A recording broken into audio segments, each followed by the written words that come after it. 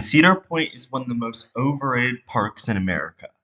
I mean, so many other kosher enthusiasts talk about Cedar Point as easily the best park in America. The reason why they say that is really only because of the kosher lineup, and even with that, I have some issues. So if you want to hear more, let's get started. The best part about Cedar Point, and that being their thrilling kosher lineup. Now, a lot of these rides are pretty good to just okay at best, in my opinion.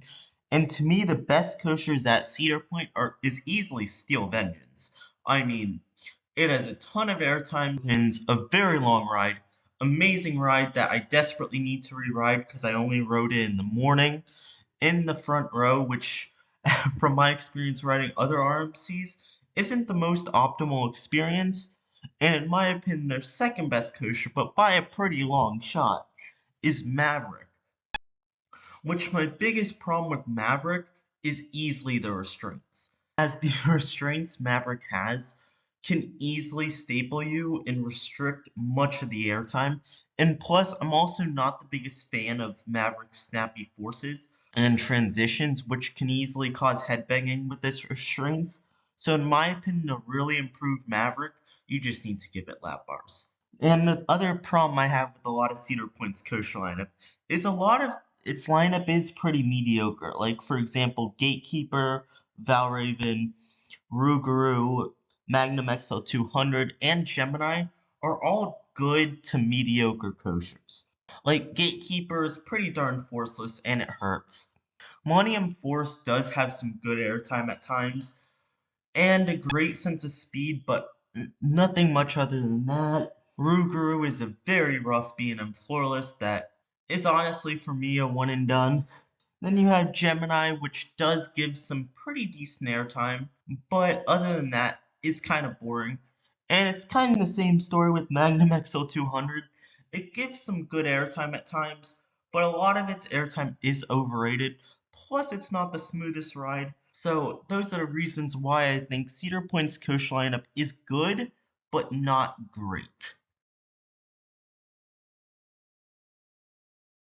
I had a problem with Cedar Point's thrilling kosher lineup.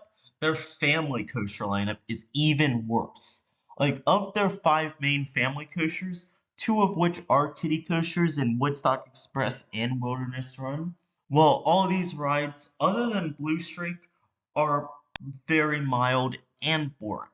The only good one out of these five family coasters is Blue Streak, and that is kind of surprising because it's their oldest operating roller coaster, which if you're wondering, Blue Streak was built in 1964, I think. And Blue Streak's it's surprisingly smooth for a wooden coaster that old, and it actually delivers some pretty good floater airtime, especially for a wooden coaster. So that I think is pretty good.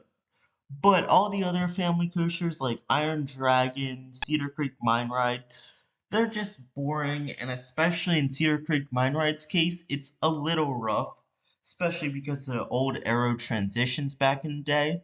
And also, Woodstock Express and Wilderness Run are your standard kiddie coasters, nothing special there. But there is hope, as Cedar Point will be adding a new family coaster in 2023, which will be a Zamperla Spinning Wild Mouse, which seems to be definitely a great fit for Cedar Point, but it does seem to be a good family coaster also, which will be a godsend for Cedar Point's coaster lineup. And honestly, if you want my opinion, Cedar Point really needs to spend more time improving their family coasters, as it's their biggest gap by far. My main issue with Cedar Point comes down to many of the other aspects of the park, such as the food, theming, and park appearance. Now, Cedar Point's food is just average for an amusement park. Like, you have your pizza, your chicken tenders, your burgers, your pretzels, and none of it is like bad per se, but it's definitely overpriced and just average for food. And it really stinks because, like, for me to have a really good park, you need amazing rides along with good food, good theming, and good park appearance. That is why, in my opinion, the Busch Gardens parks and Dollywood and Silver Dollar City definitely destroy Cedar Point. Because yeah, the food is average. The theming, at least in Frontier Town, is pretty solid Western theming, but I mean, it's not even anything special for the Cedar Fair chain, considering how rides like Orion at Kings Island and Copperhead Strike at Carowinds are pretty well themed, but it isn't bad per se. It's just underwhelming. And no, I do think with the park appearance of Cedar Point does a very good job in this category. There is a good amount of flowers and plants everywhere, so like it is good, but it could definitely be better, especially from a shade perspective, as there's not a ton of shade, and the midways are pretty empty from trees. If it wasn't clear enough, definitely the food, theming, and park appearance of Cedar Point is definitely the park's three biggest downfalls.